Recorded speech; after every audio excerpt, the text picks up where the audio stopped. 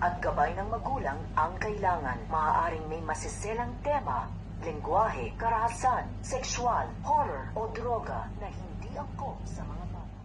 Tuluyan na ngang nagpaalam itong si Tera laban nga dito kay Gargan sapagkat siya ay nadaig ng itim na bathala kung kaya't ito ay tuluyan ng namaalam at ang kanyang brilyante ay napunta na nga dito kay Dea kung saan ay tagapangalaga ng brilyante ng hangin na katulad noon kina Amihan at Danaya. Ang brilyante ng hangin ni Amihan ay pinagkaloob niya kay Danaya sa oras ng kanyang pagkawala.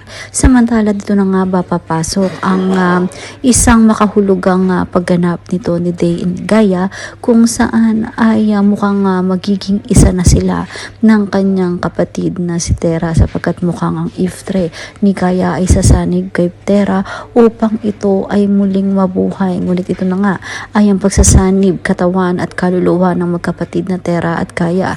Subalit magkaganon man, bago pa man mangyari ang nakatakdang kaligayahan sa Encantadia ay muli na namang magdudurog ang puso ni Danaya sa muling pagkawala ng isa na naman sa kanyang mga anak. Yan ang dapat nating abangan dito nga lang sa Encantadia Sangre.